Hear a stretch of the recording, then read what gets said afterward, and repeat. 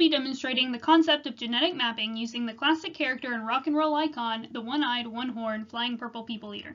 First, we're going to start out with our classic homozygous dominant people eater mating with a homozygous recessive people eater whose phenotypes are 2 eyes, 2-horned, and not flying. Together they will create lots of little heterozygous babies that have the alleles for both the dominant and recessive phenotypes, but only demonstrate the dominant phenotypes. One of those babies will grow up and they will decide to mate with another homozygous recessive individual, successfully being able to demonstrate a test cross. Now these two critters really understand the advantage the ability to fly is when you're trying to catch purple people. So they want to know what the chances are that they will have an offspring with 1 eye, 2 horns that can fly, or an offspring with 2 eyes, 1 horn that can fly. And due to meiosis exhibiting a phenomena called crossover, these 3 different genes will separate independently of each other, meaning depending on where the genes cross over and separate in meiosis 1, you will not just get either a dominant or recessive people eater, but a possibility of 8 different combinations of those genes and their associated phenotypes.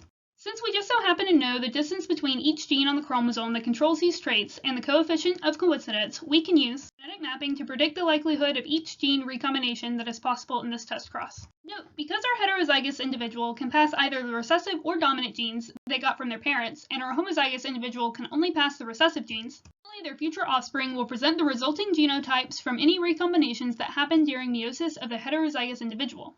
Since we know the distance genes are apart from each other, we can use these equations to calculate the probability of the phenotypes of the offspring. For our happy couple to produce a child that has 1 eye, 2 horns, and can fly, a double crossover must occur. However, as you can see here, a double crossover could occur in 2 different ways, so the resulting offspring from a double crossover would either be 2-eyed with 1 horn that cannot fly, or the desired 1 eye, 2 horn that can fly. To find out the actual probability of having a child with 1 eye, 2 horns that can fly, you simply half the probability of the double crossover. Now the chances of double crossover are pretty slim, so our couple wants to know what the probability is of having a child with 2 eyes, 1 horn, and can fly. This phenotype combination would be the result of a single crossover in region 1.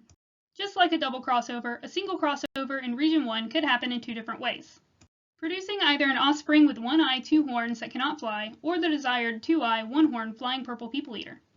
Again, to get this result, the probability of a single crossover event happening in region 1 just has to be halved. If the parents decided they wanted to know the probability of getting each of the 8 different possible phenotypes, these equations could be used to determine their chances.